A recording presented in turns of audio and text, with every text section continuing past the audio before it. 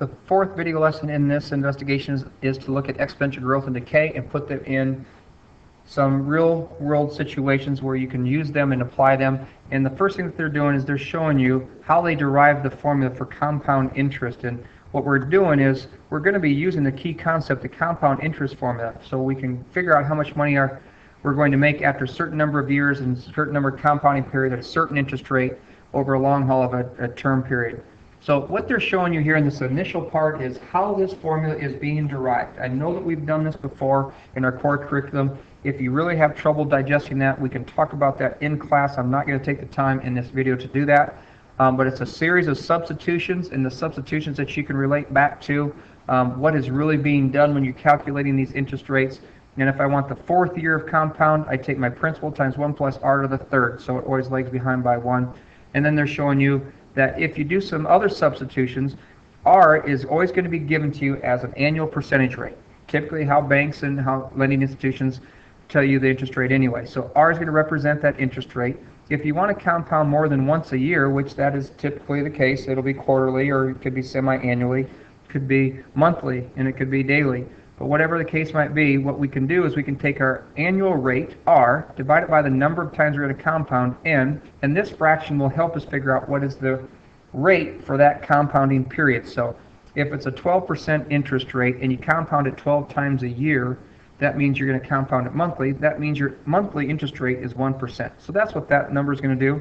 And then we can compound for more than just 1 year. We can compound for several years. So if we compound for t years, say we compound for 10 years, and we do it monthly, that'll give us 120 monthly compounding periods. So what we're doing is we're tweaking this so that it is applicable to any kind of interest rate that we give it. So they're going to give us a compound, or they're going to give you an annual interest rate r, and that'll be in a decimal format. We're going to compound it n times a year, so n will tell us whether it's 12 times a year, 3 times a year, 4 times a year, twice a year. And also t is the amount of time that we spend letting that accumulate over the long haul. So we're going to apply this principle, and we're going to show you in a couple different examples how your investment changes, your growth changes as you compound more frequently. So these examples are nothing more than the application of the compound interest formula. So what I'm going to set up is the original formula. We can figure out the amount of money we have after a certain amount of time if we know what our principal is. The principal is how much we put into the account to begin with, over 1 plus r divided by n times n to the t power. So in our situation, we're going to invest a principal of $1,000, that's P, on an online savings account earning 8% per year. This is our annual interest rate, that stands for R. And how much will be in the account at the end of 10 years, that's our time, T, that's our long haul time, if there are no other deposits or withdrawals, and interest is compounded semi-annually. Well, semi-annually means it's going to be compounded twice a year. So that means N is 2. N always stands for the number of compounding periods in a given year. So our principal, we're going to put in $1,000. 1 plus our rate, our interest rate is 8% per year, so we want to put in as a decimal 0.08, divided by n, the number of compounding periods. So really what we're getting is 4% interest every 6 months, raised to the, now we've got compounding periods, we got 2 compounding periods, and we're going to do this for 10 years, so really we got 20 compounding periods over the length of this investment.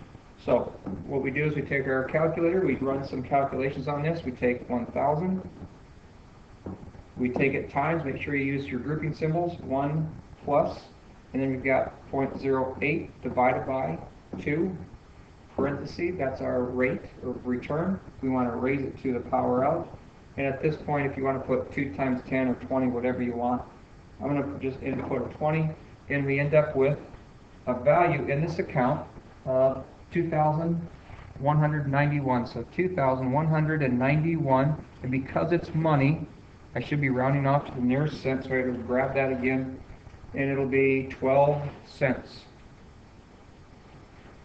So that's the amount of money that we get if we invest it, and it's compounded semi-annually. The only thing that we're going to change in the second part of this is we're not going to do it semi-annually, we're going to compound quarterly, which means we're going to compound interest 4 times a year rather than twice a year. So when we set this up, it's going to equal 1,000. We're going to take it times 1 plus our annual interest rate didn't change. All we're changing is the compounding period, which is going to be 4. Quarterly is 4 times a year. Now we've got 4 compounding periods in 10 years. So we really end up compounding our interest over the life of this investment 40 times. So grabbing that calculator again, all I'm going to do is give it a second, enter. We're going to back up. We're going to change our compounding period in our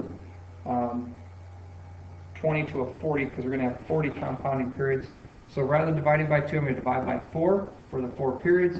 Rather than this being 20, I'm going to make this a 40 because we now have 4 times 10 to 40. Enter. It's going to be pretty close, but we're going to earn a little bit more money in this. We got 2208. So in this scenario, 220804, 220804. So we can see that we're going to get some more return on our money if we invest $1,000 and we compound it quarterly instead of semi-annually. Now they extend this idea and they say, hey, you can compound interest daily if you'd like. So the only thing that changes in this, our $1,000 investment still stays the same. We have our interest rate, which is 8% per year, and if we do it daily, we're going to anticipate we got 365 days in a year. We'll take off the quarter. We can argue whether you want to use that or not, but most lending institutions go just to 365, and we want to raise that to now this is a little bit bigger number, so what do we have? We're doing it for 10 years, so I guess it's not a big deal. We can take 10 times 365, which is 3,650. So every day we're going to compound interest on this money. We're going to earn interest upon that interest. How big of an impact does that have on the overall balance of our account? So again, go second, enter. I'm going to back up. I'm going to change that 4. We don't have 4 compounding periods anymore. We have 365. I'll close that parenthesis. Then we want to raise that to a power of. And in this case, we said it's going to be 3,650. And I don't know what's going on behind that, but oh, there you go. Okay, so what am I got to do here to get that right? Delete. Okay, now I might have a chance. 650.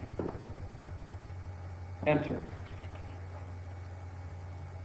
Well, somebody didn't eat their Wheaties because that's not right. Something happened in the midst of this thing. Well, let me see what I did wrong. Second, enter. Oh, that's no good. This 3, somehow I got that typed in there wrong, so let me try to get rid of it. This is just working terribly right now for me. Okay, so now I might have a chance. Let me back up and make sure I got my 1,000 in there. Okay, so it's 1,000 times 1 plus 0.08 divided by 365. Close the parenthesis, raise this beast to a power of 3,650, and shazam, there we go, finally. 4 years ago, we have 22, 25, 35. 22, 30, memory. My memory is good, it's just quite short. 25, 35. 25, 35. Okay, now the point being here, if we compare all of these numbers, the amount that we got by compounding semi-annually versus the amount that we got compounding quarterly, the amount that we got compared to compounding daily. The more times you compound, the more money that you can make.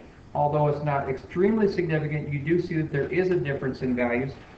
Just out of curiosity, we ended up with $2,225.35 compounded daily. How much more is that if we did by doing it semi-annually? $2,191.12.